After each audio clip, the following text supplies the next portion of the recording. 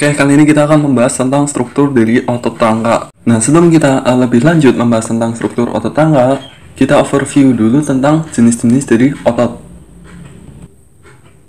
Nah, yang pertama, otot kalau dilihat menggunakan mikroskop itu bisa dibagi menjadi dua, yaitu ada otot lurik dan otot polos. Jadi keduanya ini digolongkan berdasarkan ada tidaknya pita terang dan pita gelap yang bergantian. Nih, ini kan ada pita terang gelap di otot jantung juga terang gelap. Nah, kemudian yang kedua itu otot dibedakan berdasarkan letaknya, letak organ yang ditempatinya. Nah, berdasarkan letaknya itu ada tiga. Yang pertama ada otot rangka, yaitu dia melekat pada rangka atau tulang-tulang di tubuh. Kemudian yang kedua itu otot jantung. Otot jantung berarti ada di jantung. Dan otot polos. Otot polos ini biasanya ada di saluran-saluran cerna. Tuh. Nah, masing-masing dari tiga jenis otot ini itu juga memiliki struktur yang berbeda, memiliki anatomi yang berbeda. Misalnya otot rangka bedanya sama otot jantung, dia kan sama-sama lurik. Tapi kalau yang otot rangka itu intinya di tepi, kalau yang otot jantung intinya di tengah. Kemudian otot jantung juga biasanya bercabang-cabang nih, gini.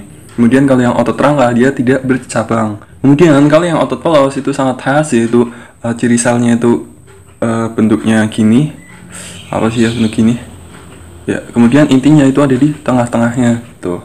Kemudian yang ketiga itu berdasarkan cara kerjanya.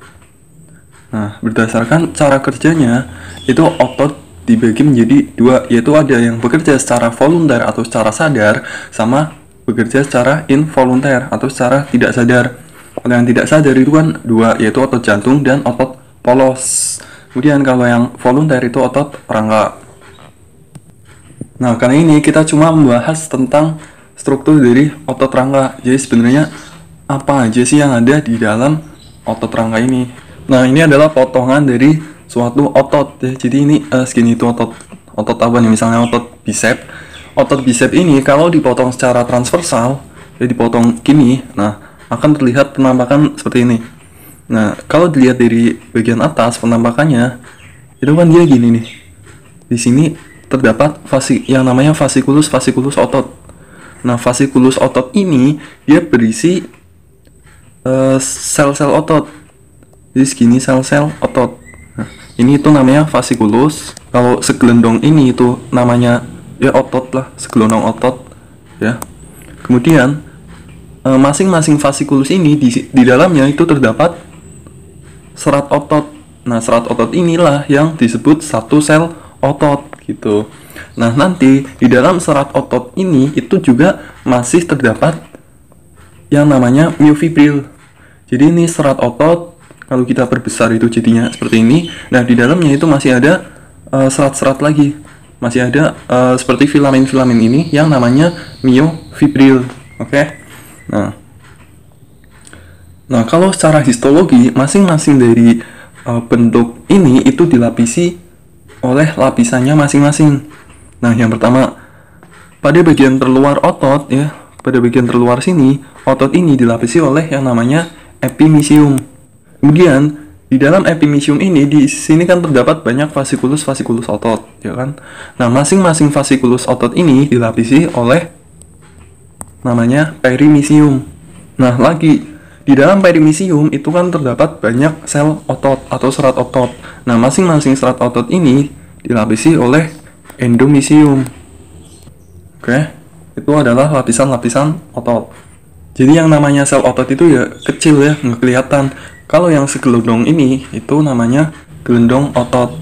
Nah, kemudian tadi kan kita udah membahas bahwa otot rangka ini termasuk otot lurik, yang artinya jika dilihat di dalam mikroskop itu akan tampak suatu serat yang berlurik. Nah, apa yang menyebabkan adanya lurikan ini? Ada yang gelap, ada yang terang, ada yang gelap, ada yang terang. Nah, yang menyebabkan adanya warna gelap dan warna terang itu karena adanya pita A dan pita I. Pita A ini dia yang membuat warna menjadi lebih gelap, sedangkan pita I dia yang menjadi warna yang lebih terang. Nah, sebenarnya bagaimana struktur dari pita A dan pita I ini? Nah, kalau diperbesar lagi potongan segini ya, maka akan tampak gambar sebagai berikut. Nah, jadi ini adalah gambaran myofibril yang ada di dalam sel otot. Nah, masing-masing iovidril ini seperti tadi yang sudah dibilang, dia ada sisi gelapnya dan sisi terang. Kalau yang A, pita A itu gelap, pita I itu yang terang. Yang A itu dari kata dark, yang I dari kata light. Artinya terang. A, pita A, I, pita I. Oke. Kemudian, apa yang membuat pita A menjadi gelap dan apa yang membuat pita I menjadi terang? Nah, yang pertama. Nah, ternyata di dalam pita A ini itu terdapat dua filamen, yaitu ada filamen tebal dan filamen tipis. Sedangkan pada pita I atau pita terang, di sini dia cuma terdapat filamen tipis. Jadinya kan nggak adil banget gitu ya. Di sini pita A udah dia ada yang tebal ditambah yang tipis. Sedangkan yang pita I dia cuma ada bagian yang filamen tipis. Nah, filamen tipis inilah yang membuat warnanya menjadi terang tuh. Nah, sebenarnya apa penyusun dari filamen tebal dan filamen tipis? Nah, kalau yang filamen tebal itu dia disusun oleh yang namanya protein otot miosin. Sedangkan yang filamen tipis ya keduanya ini itu disusun oleh ada banyak apa aja nih? Yang pertama ada aktin ya, protein otot aktin, kemudian ada troponin, kemudian ada tropomiosin. Nah, apalagi? Udah. Nah, meskipun dia itu mengandung lebih banyak protein, yaitu ada aktin, troponin, dan tropomiosin, dia warnanya tetap terang. Dia tetap lebih tipis dibanding dengan filamen tebal yang hanya disusun oleh miosin ini. Tuh. Nah, gambarannya seperti ini. Nah, ini itu adalah filamen tebal segini. Yang ini itu filamen tipis segini. Oke. Kalau yang filamen tebal dia cuma disusun oleh satu yaitu protein miosin, yang mana protein miosin ini terdapat dua struktur lagi yaitu kepala miosin, bagian kepala miosin dan bagian ekor miosinnya. Nah, nanti bagian ekor miosin ini saling berhubungan satu sama lain nih. Ekor kanan dan kiri kan berhubungan. Kemudian kepalanya pada bagian ujung kanan dan kirinya. Sedangkan kalau yang filamen tipis di sini tidak ada struktur kepala maupun ekor. Di sini cuma terdapat protein-protein yang saling berhubungan. Di sini ada ini yang warna biru yaitu aktin, kemudian yang warna kuning adalah troponin, kemudian yang mengikat seperti tali itu adalah tropomiosin. Nah, pada bagian aktin di sini terdapat yang namanya sisi aktif atau kepala aktin.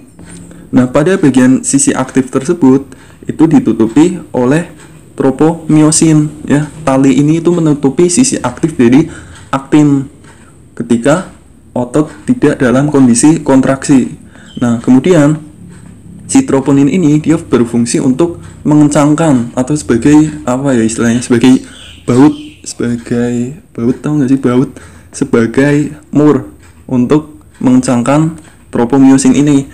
Nah, nantinya ketika otot tersebut itu akan berkontraksi, si troponin dan tropomiosin dia akan menggeser sehingga sisi aktif dari aktin akan terbuka. Nah, ketika sisi aktif terbuka, si kepala miosin nanti akan menempel pada sisi aktif aktin gitu. Itu nanti lebih lanjut pada mekanisme kerja otot. Nah, kemudian lanjut lagi. Tadi kan sudah membahas antara pita gelap dan pita terang. Oh ya, jadi tadi yang disebut sebagai pita gelap atau pita A itu segini nih. Kotakan ini namanya pita A. Sedangkan kotakan ini yang cuma tersusun atas filamen tipis saja itu disebut pita I atau pita terang. Sedangkan ini pita gelap yang tersusun atas filamen tipis dan filamen tebal. Kalau yang ini cuma filamen tipis. Oke. Masing-masing filamen tebal dan juga filamen tipis itu ada penyangganya. Nah, penyangga dari filamen tipis ya, yaitu garis yang membentuk seperti huruf Z ini yang berkelok-kelok. Nah, namanya ini adalah garis Z ya. Nih, garis Z. Oke, karena dia bentuknya seperti huruf Z berlekuk. Dia menyangga agar filamen tipis itu tetap stabil. Sedangkan pada bagian filamen tebal di sini dia disangga atau ditopang oleh yang namanya garis M. Ya, ini garis M nih. Garis M ini berada pada bagian tengah dari filamen tebal. Nah, gabungan dari adanya filamen tebal dan juga filamen tipis ya, segini itu disebut sebagai sarkomer. Yaitu sarkomer itu dari Z to Z, dari garis Z ke garis Z selanjutnya itu disebut sarkomer. Nah, sarkomer ini itu adalah unit fungsional terkecil dari otot. Artinya unit fungsional adalah struktur terkecil yang mampu melakukan kerja otot. Oke. Nah, kemudian balik lagi ke filamen tebal. Tadi filamen tebal disangga oleh garis M. Nah, ternyata selain adanya garis M juga disangga oleh protein lain. Nah, protein lain itu adalah titin, ya, disebut titin. Nah, titin ini dia akan berada pada ujung garis Z menuju ke ujung garis Z yang lainnya. Nah, titin ini selain dia itu menyangga agar filamen tebal ini lebih stabil, dia juga berfungsi sebagai pegas. Tahu pegas nggak? Pegas itu bahasa kerennya per-peran, ya. Nah, yang kayak di shockbreaker motor itu loh, tahu kan? Nah, sama nih, makanya dia itu bentuknya melengkung-lengkung gini karena dia berfungsi sebagai pegas. Jadi ketika nanti otot itu berkontraksi, kan otomatis filamen tipis akan ke sini. Oh ya, satu lagi hampir lupa. Nih, tadi kan segini ini segini disebut apa? Pita gelap atau pita A. Oke, kemudian segini sampai ke miosin berikutnya disebut pita I atau pita terang. Oke. Nah, pada bagian tengah dari pita A, di sini kan ada daerah yang hanya terdapat miosin atau filamen tebal. Nah, daerah ini itu disebut sebagai zona H. Itu zona pada pita A yang hanya terdapat miosin saja. Oke. Oke, sekarang kita coba rangkum lagi ya, segini itu.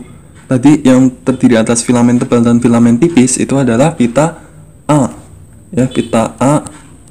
Kemudian yang cuma terdiri atas filamen tipis saja itu disebut pita I. Oke. Itu yang pertama.